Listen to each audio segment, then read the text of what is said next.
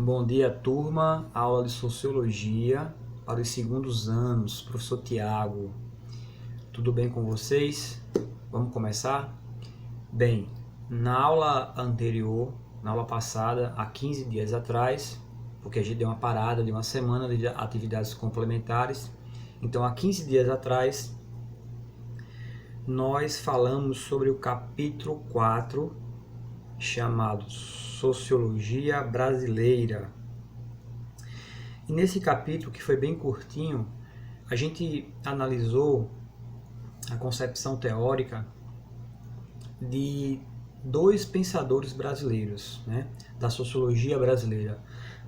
Perdão, dois sociólogos brasileiros importantíssimos, né, que marcou e foi um divisor de águas na sociologia brasileira contemporânea, que foi o nosso amigo Gilberto Freire, né, que morreu em 1987, deixou uma obra vasta, importante, e a obra mais emblemática foi Casagrande e Senzala. E também nós falamos sobre Sérgio Buarque de Holanda, que escreveu a obra Raízes do Brasil. Falar um pouquinho só para a gente relembrar a aula passada. Gilberto Freire foi um divisor de águas na sociologia brasileira, porque ele vai inaugurar uma nova forma de interpretar e estudar o povo brasileiro. Perceba que nesse período, na década de 70, 60, houve a necessidade de encontrar uma coisa chamada identidade brasileira. O que faz do Brasil, Brasil? O que faz do brasileiro, brasileiro? Quais são as nossas características como povo brasileiro? Então, Gilberto Freire, na obra Casagrande e Senzala, ele vai falar que a nossa identidade ela foi construída no nosso passado colonial.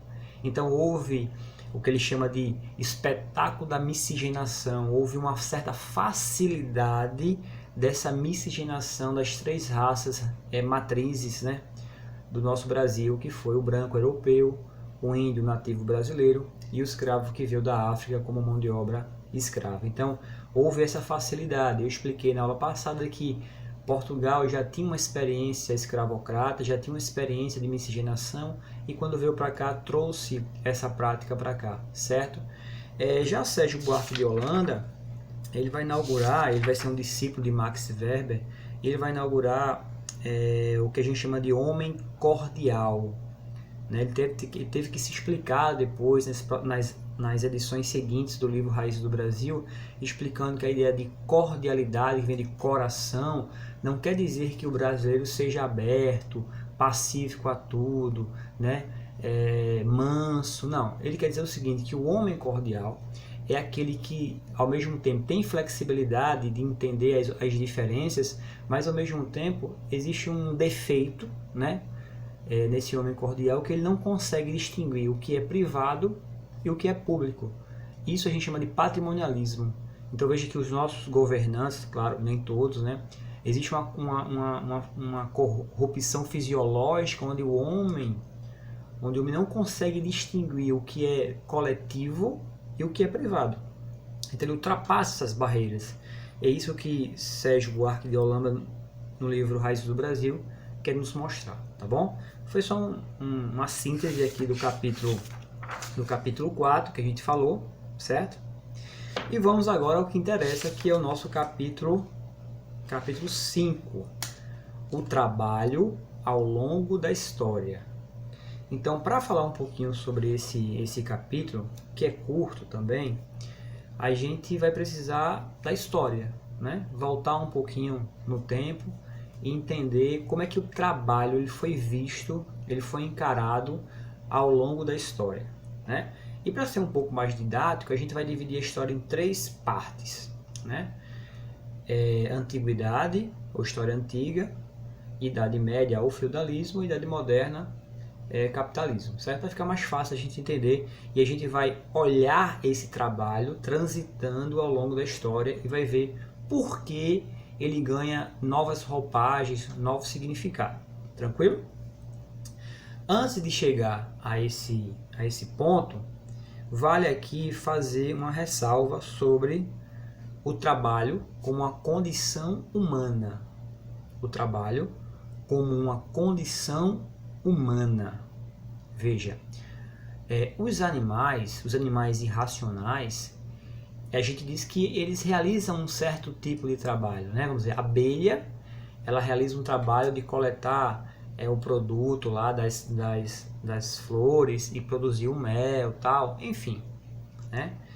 Mas o pássaro faz o ninho, mas esse trabalho que o animal irracional faz não é um trabalho consciente, é um trabalho domesticador, é um trabalho automático, que está gravado no seu código genético. Então, ele não escolhe fazer aquilo, ele deve fazer, ele tem que fazer porque ele é escravo da natureza. O homem racional, né, o Homo sapiens sapiens, o homem que sabe, ele realiza um trabalho de forma intencional. Como assim, professor?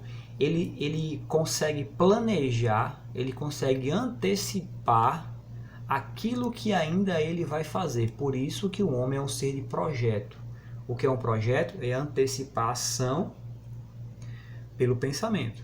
Então, nessa relação que a gente vai chamar de dialética entre a prática e a reflexão, ou o pensamento e a prática, ou a reflexão e a praxis, tanto faz, né? Essa relação é dialética. Por quê? Quando o homem, por exemplo, começa a construir lá o canal de irrigação, né, na antiguidade clássica, ele faz isso de forma consciente. Ele pensa, ele arquiteta, ele planeja. Então, quando ele faz o movimento de fazer o canal de irrigação lá com os instrumentos que ele produz, ele olha para aquele canal de irrigação e, ao mesmo tempo que ele está fazendo, está realizando o movimento, ele também vai aperfeiçoar a sua reflexão. E a reflexão, ela aperfeiçoa a prática, e a prática aperfeiçoa a reflexão. Isso é o que Hegel chama de evolução do espírito. A gente vai chegar lá daqui a pouco. Onde eu quero chegar com essa história? Veja o seguinte, que antes, lá nos primórdios da civilização, o homem não tinha essa consciência.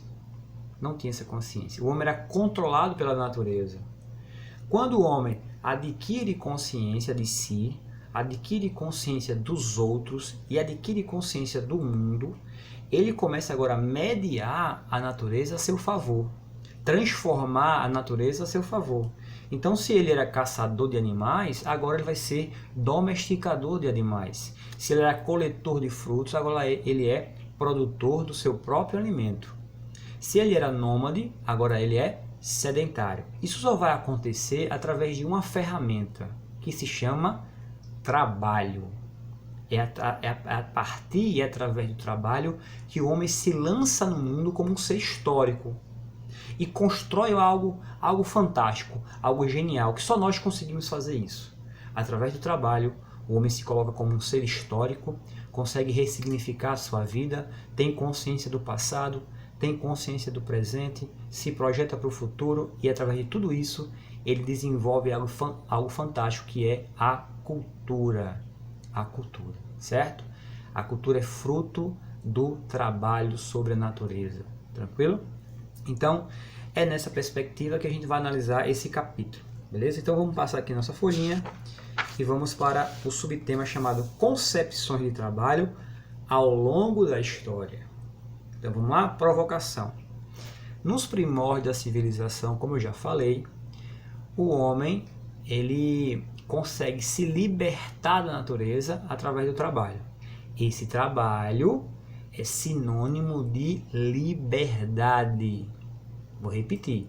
Nos primórdios da civilização, o homem se liberta da natureza através do seu trabalho, da transformação da natureza a seu favor. Obviamente, quando ele faz isso, ele também se transforma, ele também se aperfeiçoa. Então o homem se lança como um ser histórico, ele muda a realidade dele e o seu contexto geográfico natural. Então, esse trabalho que ele realiza nos primórdios da civilização, principalmente no Paleolítico, esse trabalho vai ser sinônimo de liberdade. Tranquilo? Segura aí. Estou falando da pré-história. Depois da pré-história vem o quê? Antiguidade ou Idade Antiga. Na Idade Antiga, na Idade Média e na Idade Moderna, o trabalho ele não vai se apresentar agora como liberdade plena. E por quê? A gente vai ver agora. Concepções de trabalho ao longo da história. Professor, como era o trabalho, como era visto o trabalho na Antiguidade? Aristóteles, que era um filósofo grego, ele disse que o trabalho manual é um trabalho para ser destinado aos escravos. Que o trabalho mais sofisticado que tem é da contemplação. Contemplação nada mais é que um trabalho filosófico, né?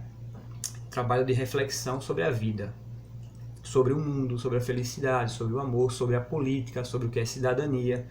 Então, Aristóteles ele vai colocar o trabalho manual como algo menor, de menos importância, que esse trabalho não é digno, então ele é destinado aos escravos, Veja só, essa concepção de trabalho manual, né, como algo ruim, penoso, inferior, também vai refletir lá na Idade Média.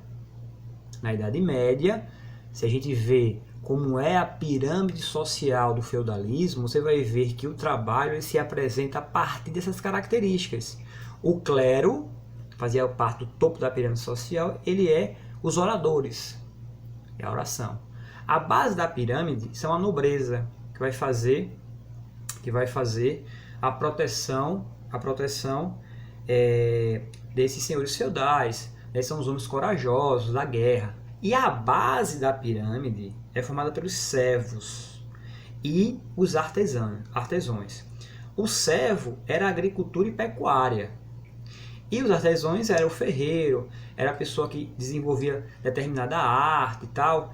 Esses artesãos, eles tinham um certo valor. Não tão nobre, mas tinham um certo valor.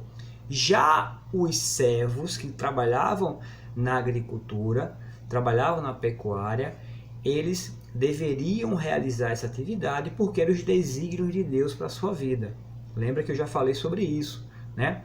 A Idade Média ela vai ressignificar o pensamento de Aristóteles, que dizia que o universo é ordenado pela natureza. Já na Idade Média, os teólogos vão dizer que esse mundo ele é ordenado, ele é arquitetado não pela natureza, mas por Deus. Então, se você nasceu servo, deve morrer servo. Então veja que o trabalho ele é visto como algo penoso, até como um castigo. E as pessoas não divergiam desse pensamento sagrado, divino, certo? Então, resumindo, o trabalho manual, tanto na Antiguidade quanto na Idade Média, era visto como algo ruim, algo penoso, que não enobrecia o espírito. Por isso era destinado aos escravos e aos servos. Tranquilo? Vamos lá.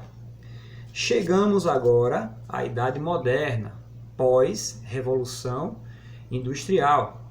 Então, essa idade moderna vai ser caracterizada por uma ressignificação do trabalho. Como a burguesia, o capitalista, eles tinham os meios de produção, então eles precisavam apenas de uma coisa para poder desenvolver o sistema capitalista, que era a mão de obra do trabalhador, do operário. Porque eles já tinham os meios de produção. O que são os meios de produção, professor?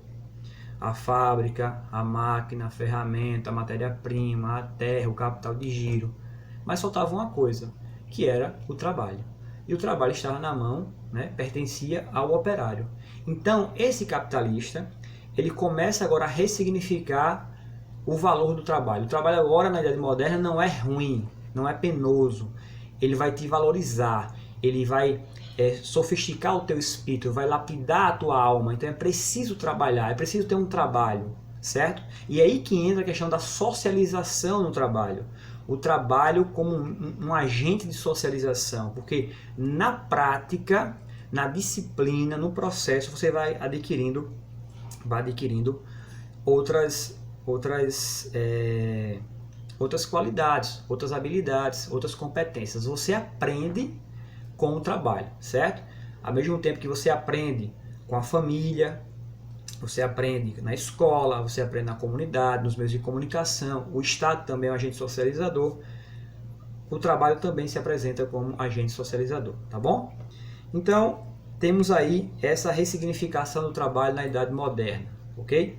Já na próxima página, nós temos assim, de Hegel a Marx, base da divisão moderna sobre o trabalho. Lembrando que Marx foi discípulo de Hegel, e Hegel tinha uma visão ampla sobre o trabalho, escreveu muito sobre isso. É tanto que existe um texto chamado O Senhor e o Escravo, que ele vai dar uma visão diferente para o trabalho, né?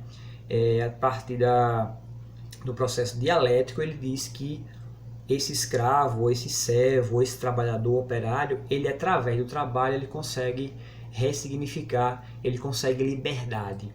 Marx discorda disso e traz a dialética de Hegel para o materialismo, ou seja, para a matéria, para o dia a dia, para as relações de trabalho na vida na Terra, porque Hegel é um idealista, né? O idealismo. Marx é um materialista, então ele traz a dialética para a realidade